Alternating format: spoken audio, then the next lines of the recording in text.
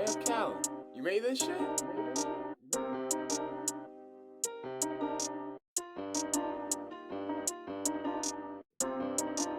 3, 2, 1. Action. What's good, y'all? Welcome back to the Millionaire Mac Club YouTube channel. My name's James Hodgkin. I'm the owner of the Millionaire Mac Club.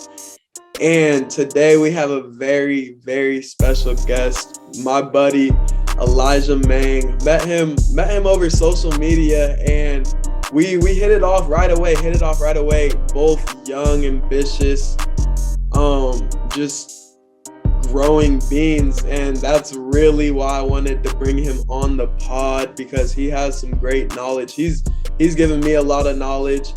So I wanted him to bring him on the pod and, let him drop some gems on y'all. So Elijah is a subconscious success coach, and I'll let him give you a little more intro, a little more depth on himself.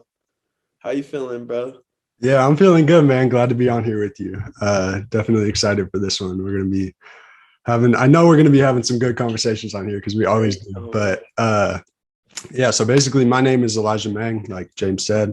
I am, believe, same age as you, 20 years old. 20. And I am based out of Washington, the Seattle area, just in the suburbs outside of Seattle. And yeah, so I got into online business. I would say I'm an entrepreneur at heart.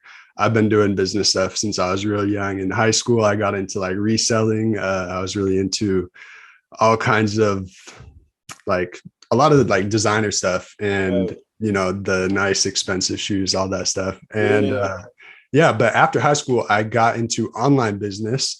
I knew that I didn't want to go to college and had a lot of pressure to go to college though. But I just knew like in my heart what I wanted. And it wasn't that. I would rather have the business experience, like actually doing stuff, not just learning from professors who don't actually have a successful business and don't know how to run one, right? So I wanted to go in for the experience. And around that time, I was actually really struggling with like my mental health and stuff as well, specifically anxiety and depression.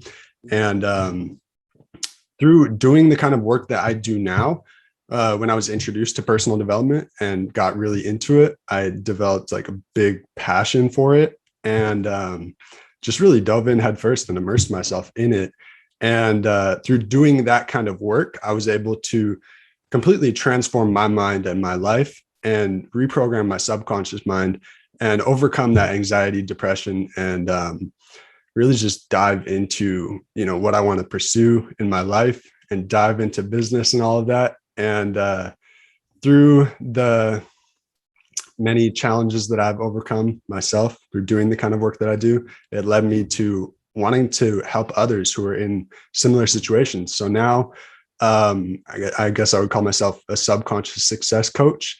And I help people with reprogramming their subconscious mind for success, taking them out of the suffering and negative states and bringing them into a more powerful state. Because when you operate on a powerful state on a regular basis, then you're going to be a lot more effective, productive, happy. Your relationships are going to increase. Your business is going to grow, everything. Because the way I see it, your business is an extension of you. So if you focus on growing yourself, everything else in your life is going to grow. And if you can reprogram your subconscious mind so that your autopilot, which is what it is, your autopilot is targeted towards success and towards your goals, then you're going to get there inevitably, So that's what I do. That's what I'm all about. Super passionate about it.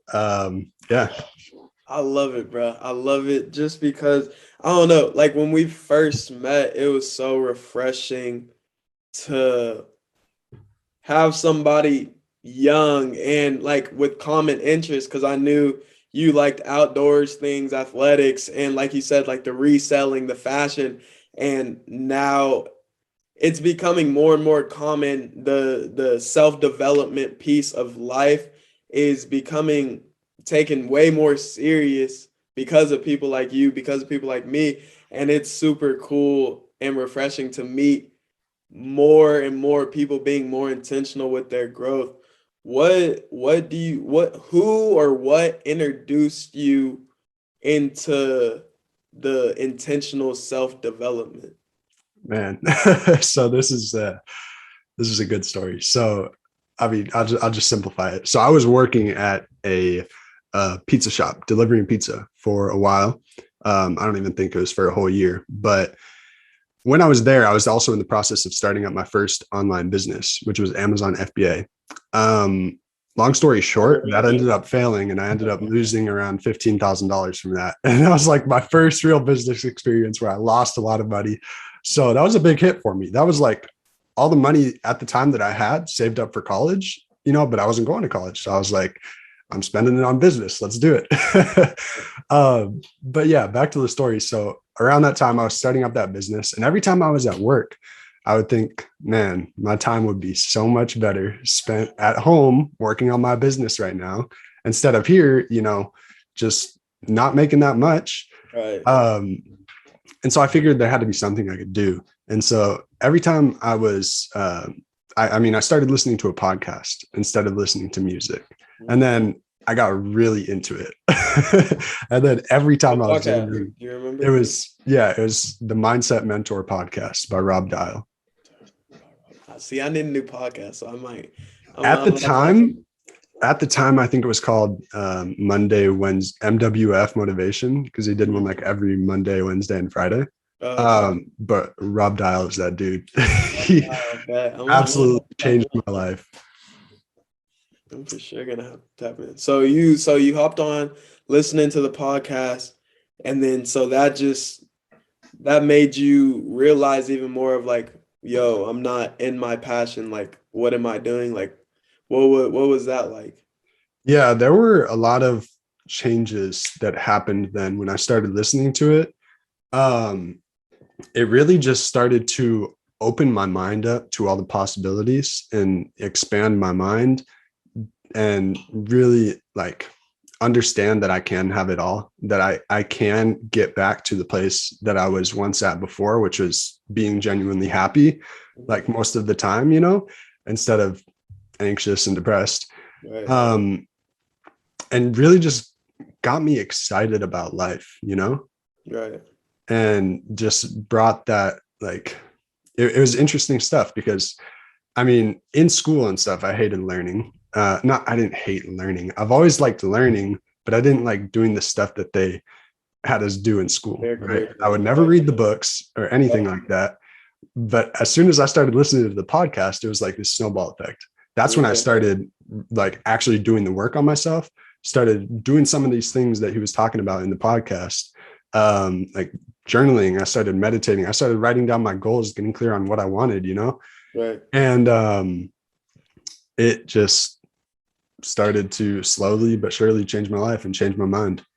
So how far off, because so you said that you had the business venture, you had the Amazon FBA.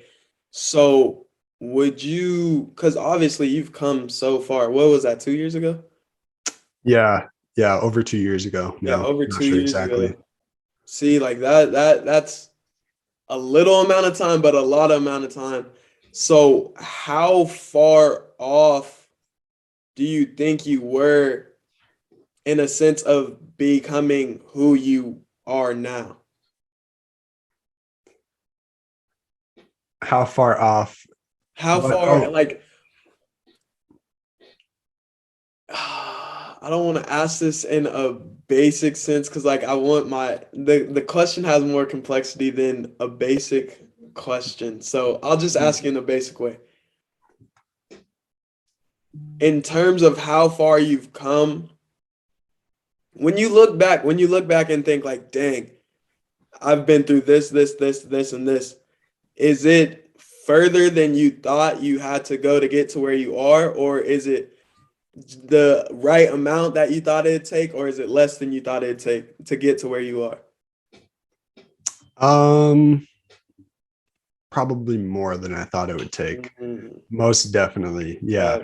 I remember when I first got into that Amazon business, I thought I was going to hit six figures easily in the first 6 months of being in business. And that did not end up happening. Right. And yeah, and then I mean, I had that failure, and then it was like so many more lessons and growth opportunities showed up for me as I continued to move on and try out different things, try out different businesses, really like start to meet new people, connect with other entrepreneurs and stuff. Because I mean, when I first started, I had no network, I had no community of like-minded people, right? Like most of the people I know, they're not into the same stuff. Right. And most of them, I mean, still aren't, you know? So I had to get out there and network. And the way that actually started for me was in network marketing. So it was probably a few months after, I'm not really exactly sure when. It was a little while after the Amazon business failed. A friend showed me this network marketing business, and I was like, oh, this is awesome. You know, and the startup fee is low. So I was like, yeah, I'm going to get in, let's do it. And then, you know, I started running with that, and it really pushed me out of my comfort zone more in ways that I didn't really see myself needing to grow to get to where I wanted to go, you know? So mainly in connecting with people and getting into sales and things like that. Because before that, I was extremely shy. Like I would be nervous hopping on Zoom calls and stuff, like simple stuff like that. I was just really introverted, shy, you know, not the type to start conversations, talk to people, hop on a podcast, stuff like that. And that's one thing that has absolutely changed for me. I'm not sure exactly where I was going with this, but like those are some of the ways that I have grown since then. Right, bro. Like that's so interesting because like I don't know. The thing that hit home from what you were saying is like the people that you're around don't have the same common interest, or maybe they have your old common interest. And so elevating out of that, but not from a sense of, oh, I'm better than you, but this isn't my interest anymore. I need to progress. I've experienced this. Now it's time to progress. That experience is always so interesting because it's like in a sense you want to bring everybody along, but it's gonna take you way longer to get to where you need to go. Like the way that I've been thinking about it is like, all right, you get to where you need to go, and if you still have love and care for those people, then throw them the rope down. We can't all try to climb up at once if they're not climbing. If I'm pulling you up, then you're dragging me down. So let me get up there and then we can pull up. You see? Yeah.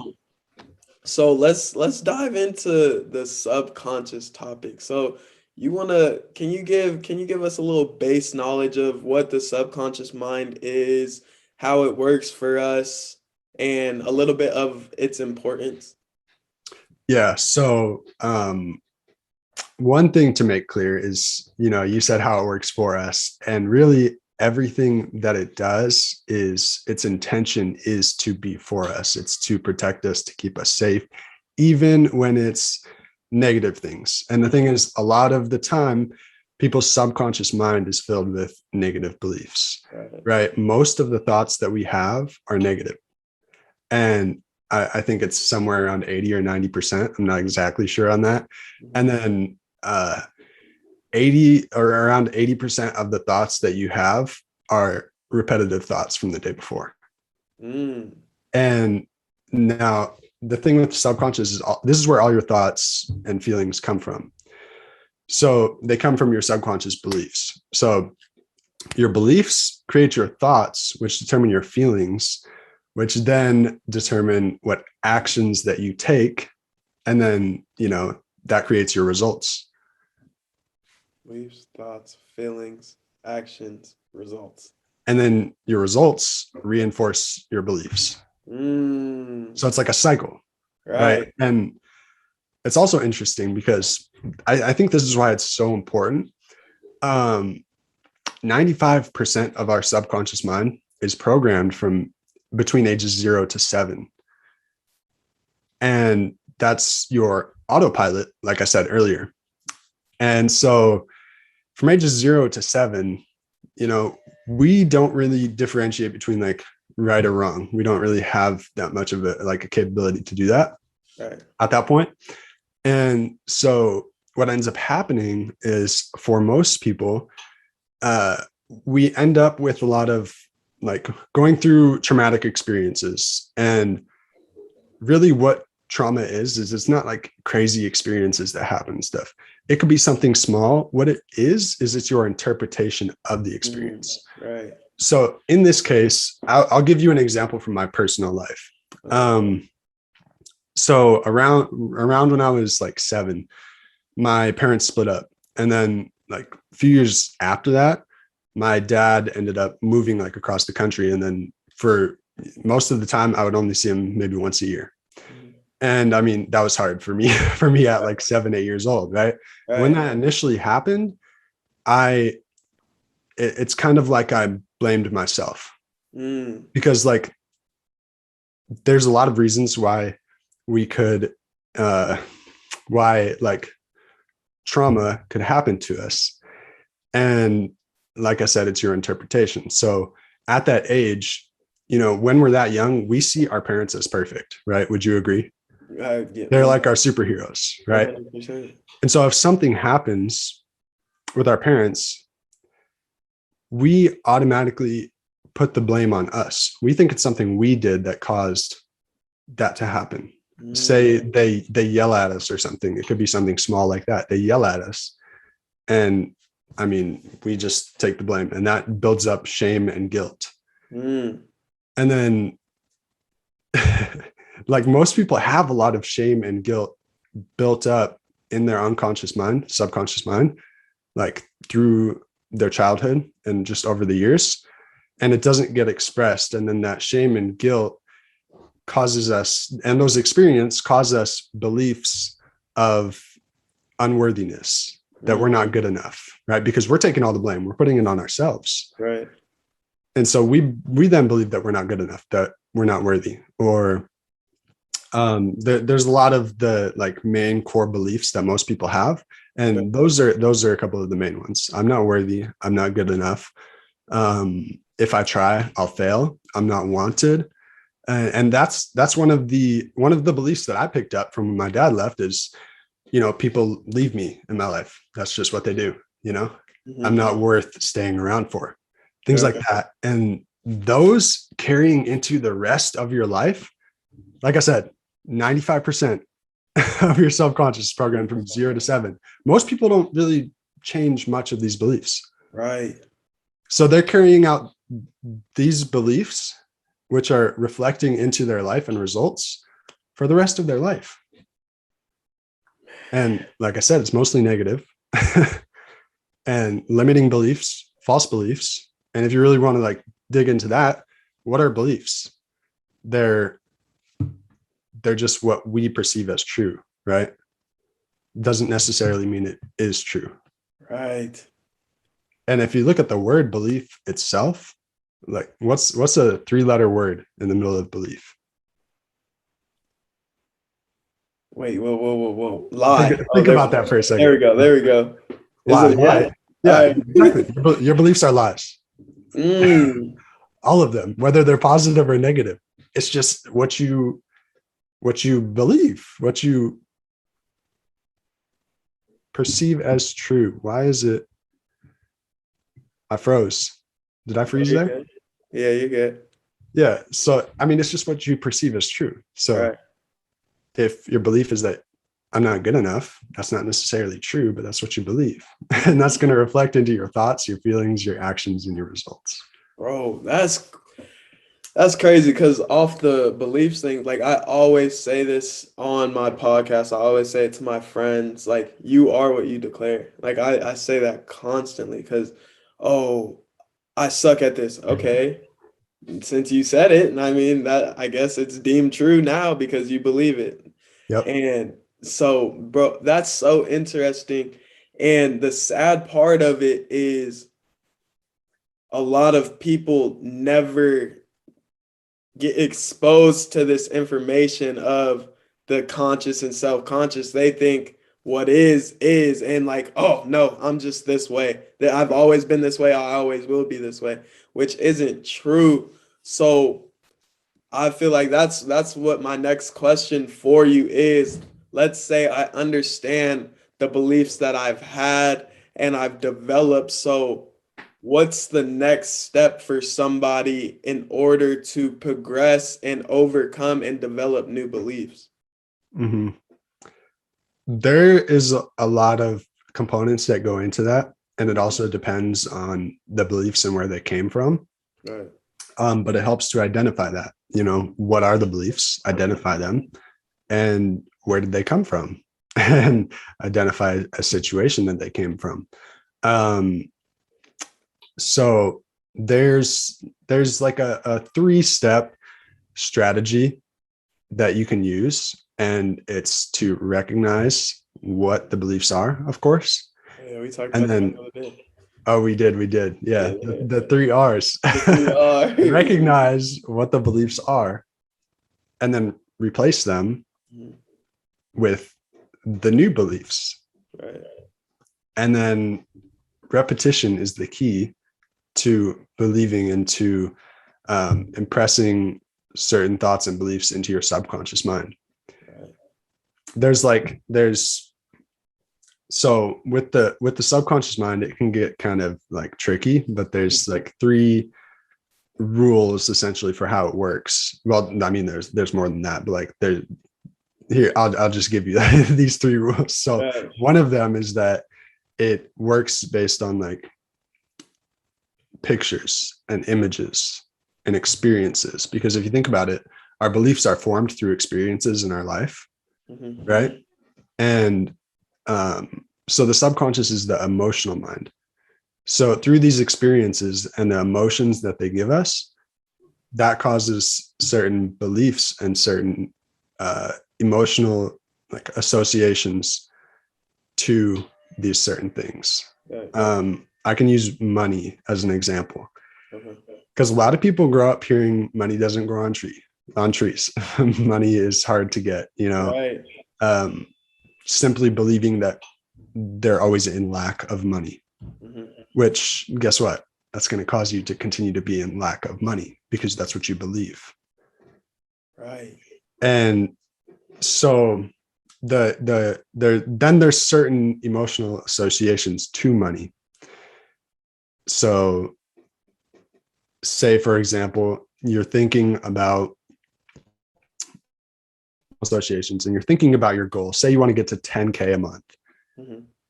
But like from your old paradigm, that's unrealistic. Right. And you still have that scarcity mindset around money. Then when you look at that goal, you're not going to believe that you can actually get there. Or you might believe people who have money are bad.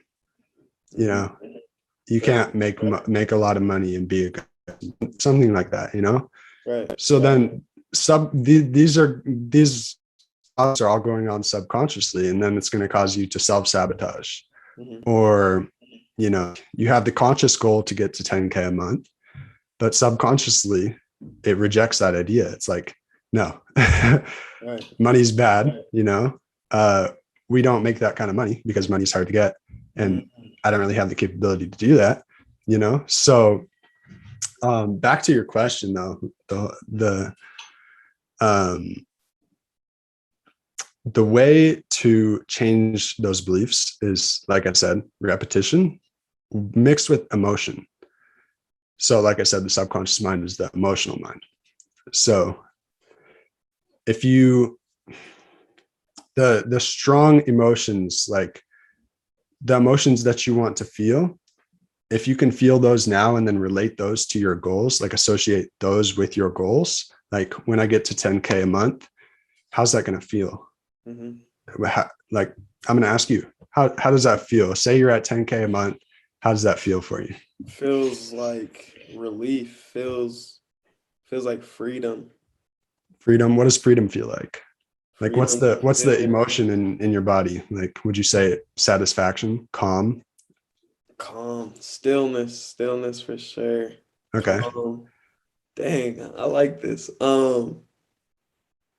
Yeah, it's like an ease feeling. Like you just feel like you can be you.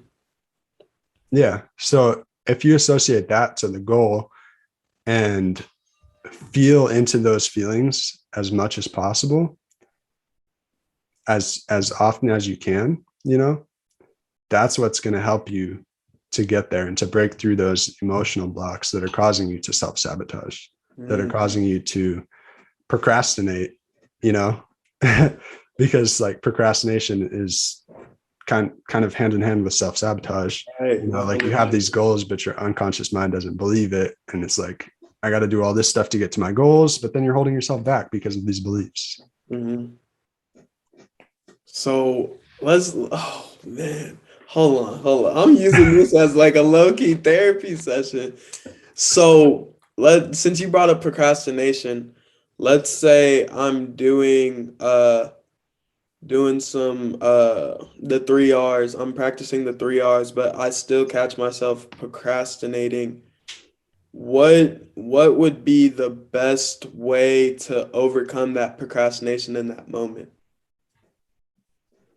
Let's see. So to overcome the procrastination, there's certain things that work for certain people, and it also depends on like what it is behind the procrastination that's holding you back. Right. It could be that you deep down subconsciously don't believe you're worthy Mm-hmm. of the outcome that you're going to create by getting this done. Mm-hmm. Right. So that's causing you to reject it. You're not doing the work. Right.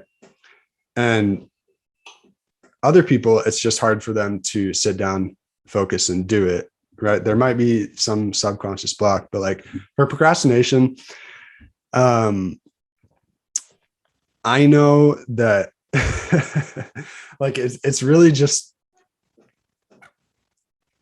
doing it. Like I know Right. it sounds so simple, but like Yeah, no, honestly, that's what it comes down to. um there is like more to it. For some reason my mind is blanking and I can't Right. think. I'm not really sure. Nothing's coming up for that. But let's see. So one thing that helps me sometimes is to set a timer and say, I'm going to give myself 30 minutes to do this, or an hour, and just straight focus on this, So like the whole goal here is to just do it. Right. Right. But what's stopping you from doing it? Is it distractions like your phone or, Right. so whatever it is, you got to eliminate the distractions, obviously. So like, one thing that helps me is I'll set a timer, or I'll throw on some like binaural beats, and I'll just put my phone across the room or something so I can hear the music, or I can hear the timer when it goes off. But I'm sitting down here and my phone's over there, and I'm like, I have a timer going, so I'm like, it helps you to really focus in. You're like, okay, I have this amount of time. It's time to get it done. Right. Because when you have like 24 hours to get one thing done, you're going to procrastinate until the last minute. I don't know what this rule is called, but it's like you will, the amount of time that you give yourself, you will use that amount of time. So if you give yourself like 3 hours for a task, then it'll probably take 3 hours to get it done. If you give yourself 1 hour for a task, it's probably going to take 1 hour to get it done. Right. Because that's a whole different level of focus. If you're like, I have 3 hours, you probably spend some time screwing off on social media or whatever. Yeah. If you have 1 hour and you set a timer and you're like, all right, straight to it, completely focused, for 1 hour, then you're going to get it done a lot faster. And it's going to help you to really just focus in and get in the zone. That's gold right there. Cause honestly, that's something I need to get better on, is like I'll set like my to-do list. I'll set my to-do list, but won't put like time increments on it. I'll be like, okay, it's gonna get done by the end of the day. And then I wonder why I'm going to bed at 11, 10:30, like a little bit later than I want to. I'm like, well, I got everything done, but I had all of earlier to finish it, but I got it done. So it's really that setting that focused time to get it done. And honestly, I don't know, just like talking to you, like I'm realizing some of the subconscious blocks that like I'm having. Like that money example that you were bringing up, I feel like more people than not will have some relatability to that, but definitely for me, uh I related to that heavy, like money doesn't grow on trees, and just like seeing different struggles, different money struggles from my parents is like you Yep. kind of adopt those just because you pick up on them so easily. And then so in terms of let's go back to the example that we are using, or we can even use me as an example. So let's say we have like a entrepreneur or a young person that wants to achieve a goal, and they're persistent, they work hard, they have goals, la la la la, but for some reason, well, not for some reason, the subconscious piece is the thing that's holding them back. So the first thing that we'd have to do is identify the limiting belief and where it came from, right? Yeah. And then after that, you develop an emotion, or you develop the emotion that accomplishing the goal will bring you. Mhm. And then you just keep repeating that. Yeah. And feel into that emotion as much as you can. That's why like certain things with, um, I mean, that's why like meditation Mhm, is helps a lot with subconscious reprogramming, mhm, because it's like your subconscious mind is your body, because it sends so many signals back and forth through your nervous system and plays out these patterns on repeat, right? right. And that determines the way that we feel on a regular basis. So when you're meditating, you're basically breaking the pattern in your nervous system so that you can it's like you're telling your body to sit. Like your nervous system is like, no, I want to carry out these patterns. You know, this is what I do every day. It's time to feel this. It's time to feel this. Or we have certain triggers that make us feel this, you know. But it's like you're telling a dog to sit. Mhm, So like if you sit down and do a 20-minute meditation, it's not easy at first. It's right. not easy to just sit down and do it, right? I know a lot of people struggle with this, Right. with like they know they should meditate, but they never do it. It's like, Right. I'm going to meditate today. And then what do they find themselves doing? They're procrastinating. Right. They self-sabotage because you really just have to get intentional about like why you're doing it, and intentional about just doing it, Mhm. because it's hard to just start. But when you start, you'll like when you start and then you really get into it, it feels good. And Right.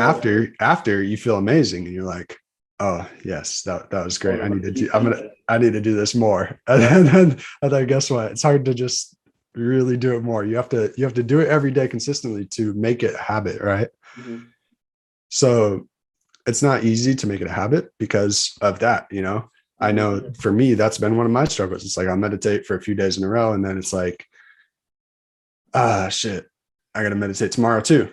Or I'm going to. And then what happens? I either think I'm too busy, which not really, you know, or I'll end up procrastinating, going on my phone, and I just, sometimes don't do it.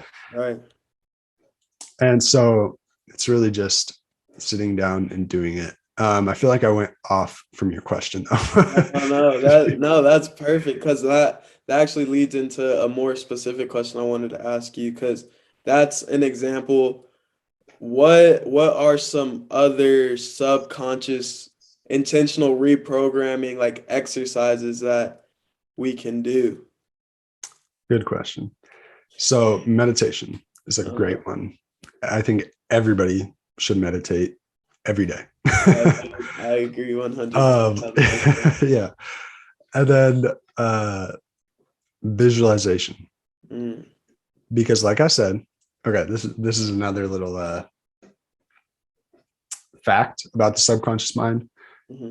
is it doesn't know the difference between reality or imagination. Mm. So if you have your eyes closed and you're visualizing something, and you can really get into that visualization and feel it, not only see it, but feel it. Because like I said, it's emotional. It's the emotional mind. Mm-hmm. So when you can feel it and experience it in your mind, it's just like as if it were happening in reality to your subconscious mind, right?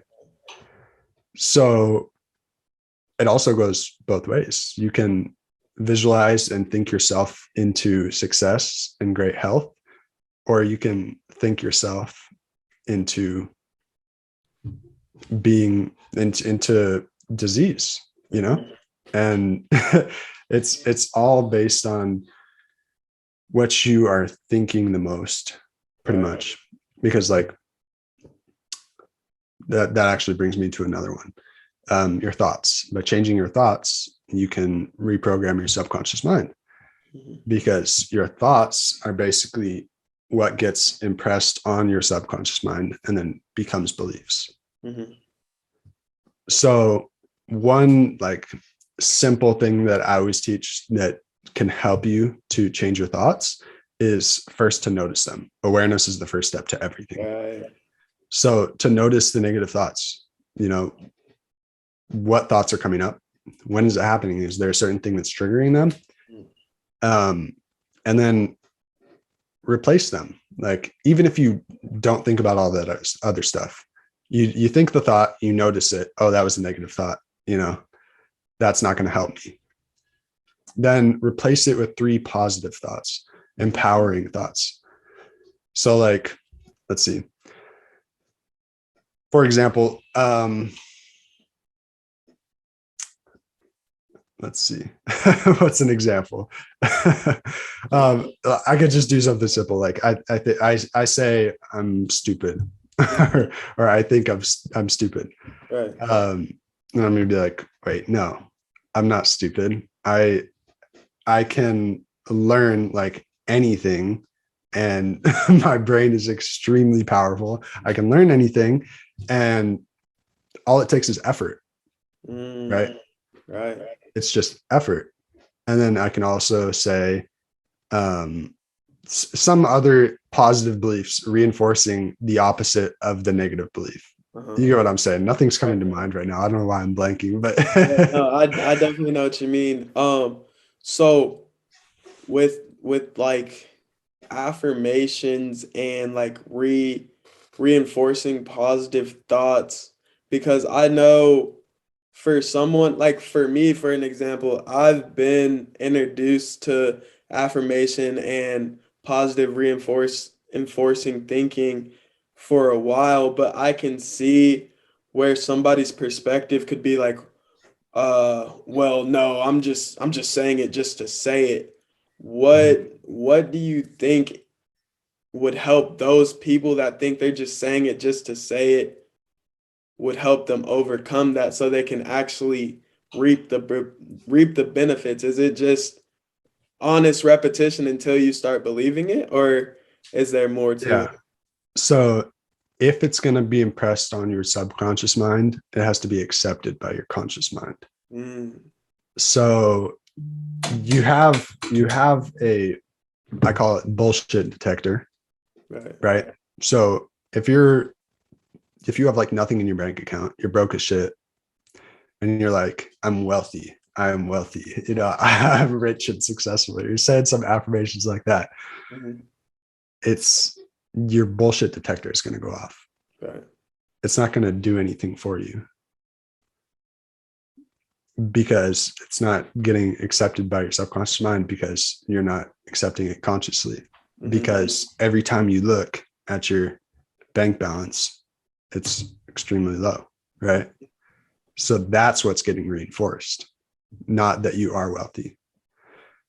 So a way to switch it up with affirmations and make them actually work for you is something that you can believe as true. So every single day I'm working on my purpose and my mission, and it's leading me to where I want to be. It's leading me to becoming wealthy. It's leading me, to whatever your goal is. Just like set it up a little bit differently, Right. I froze on my screen again. There we go. I'm good. That is genius.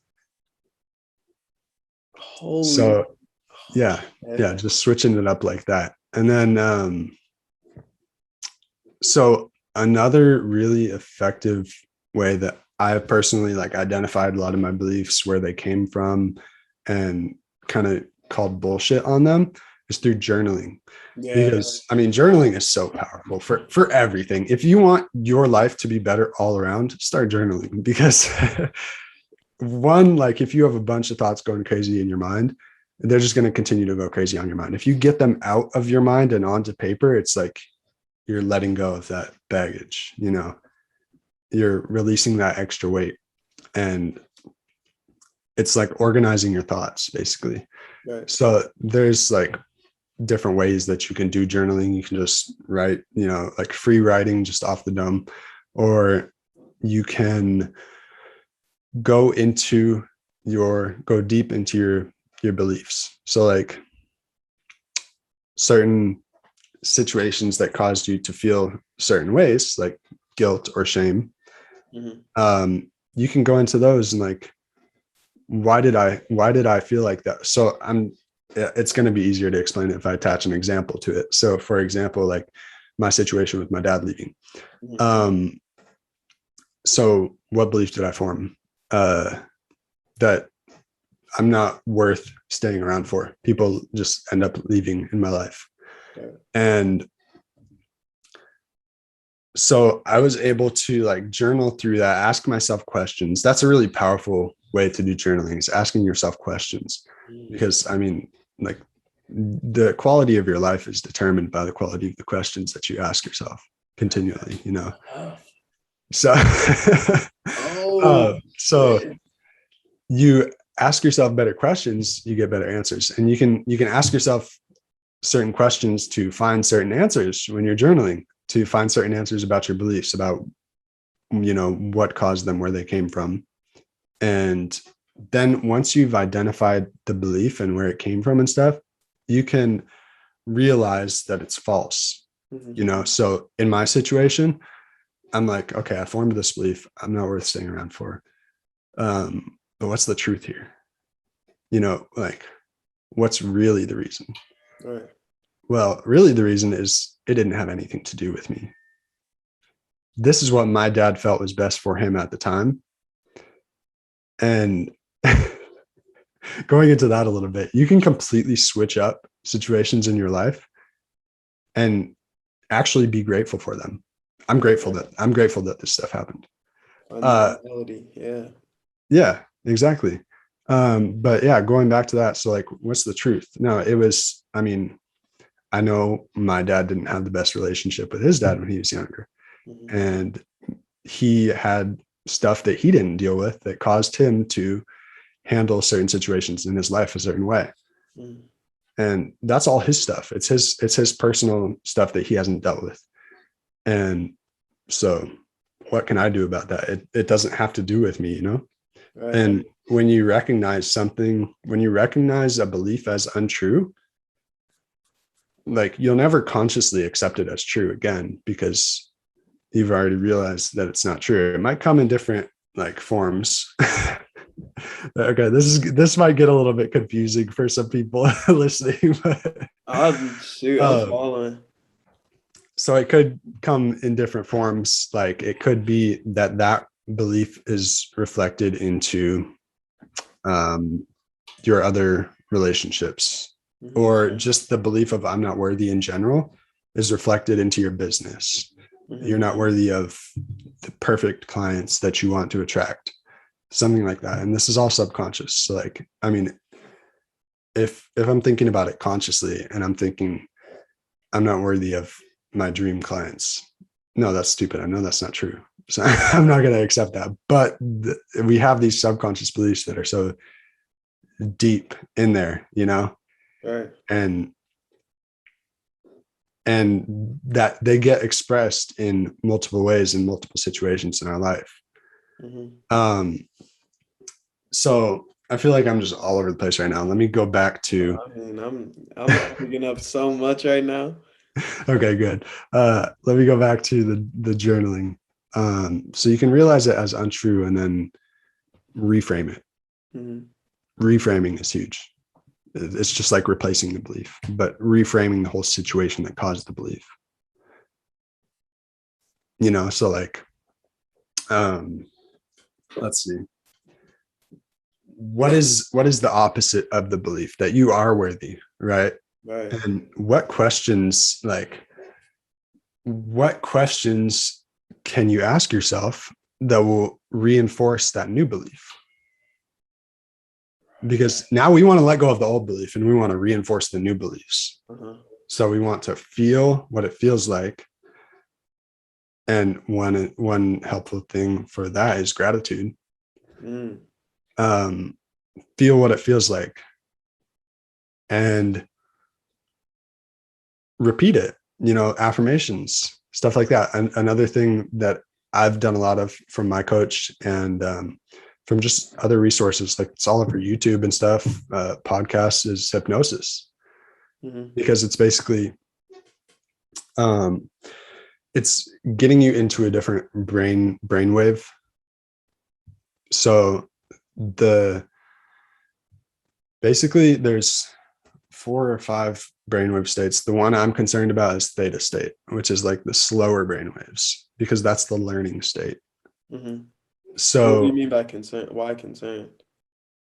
Because this is the one that's going to help you reprogram yourself. Oh, okay. Like the one you work with. Okay. It's the slower brainwaves. So this is going on when you're in hypnosis, when you first wake up in the morning, you're in a theta state. It's like your conscious mind isn't running like a bunch of thoughts and stuff. Like you wake up and you're kind of out of it right away, right? At first. That's a theta state. And it's the slower brainwaves. And also when you're drifting off to sleep at night. So one thing that you could do, and that anybody who is listening to this could do, is go on YouTube, look up like hypnosis recordings, and pick something that you want to work on, or something, you know, that you feel will help you right now, and listen to that recording every morning and every night. Right when you wake up in the morning and as you're drifting off to sleep at night. How long should it be? There's a bunch of different recordings out there, different lengths. It doesn't really matter. So just whatever, like video or audio you choose. Like for me, I got one actually from my coach that I listen to every morning and every night, and it's about 20 minutes. I know there's a lot on YouTube that are like 40 minutes. There's some that are even like a couple hours or more. So like if you're going to sleep, that would be good. But if in the morning, probably a shorter one. Yeah, a shorter one. Yeah. So, I mean, like what I do in the morning is I'll wake up, use the bathroom if I have to, and then just go like sit on the couch or lay down on the couch and throw on the recording. And 20 minutes later, it's over, and then I'm back up. Sometimes I'll fall asleep, but yeah. So that's really powerful. That has helped me a lot, especially this past year, a lot. For me, mainly with things like imposter syndrome, like just the inner critic, because I've always had such a strong, fucking relentless inner critic, like beating myself up, judging myself. And it also goes along with this belief that I'm not good enough, right? Mine, the way my childhood was and stuff, my belief is I'm not good enough unless I'm significant or performing at a high level. Right. And I mean, that's a belief that a lot of high performers have. And that's why they're such high performers, is because this belief is driving them.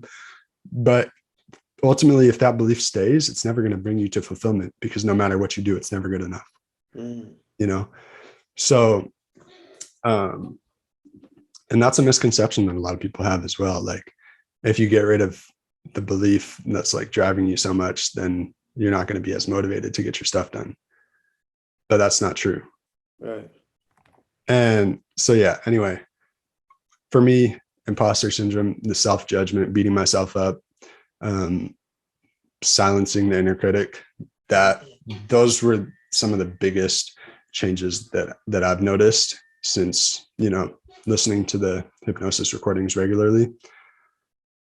So that's powerful. No, I'm gonna try. I'm for sure gonna try that. I got Dude. two last questions for you. Okay. First, what is I'll give you an option, either a quote you live by or one piece of advice you want to leave with. Okay. So one quote that I heard early on, actually, I think it was from that podcast I was talking about, when I first got into personal development, is that your income will never exceed your level of personal development. Because your income is a reflection of who you are and your value. Right. And I just think that's super powerful because that made me realize, I initially got into business because I wanted to make money. Right. That's it. When I first got into it, I wasn't like, oh, I want to go help people. I want to go make a big impact. Right. Now I do. But at the time I was like, I just want to make money. Right. And then understanding that, I was like, whoa, if I just work on myself, everything else will follow. Everything else will change. Yeah. I was like taking some notes earlier. Let me pull this up real quick. All right, man. What I said. Okay. Like if you come first, guess what else is going to improve? Your relationships, your business, your overall life, right? It might seem kind of counterintuitive because you think if you put your business first, that's what's going to grow the most. If you put your relationships first, that's what's going to grow the most. But nothing grows unless you do. Right. So a lot of people think that they're doing these things a favor by putting them first. But if you stop putting those other things first, thinking that you're doing them a favor and put yourself first, everything else is going to grow.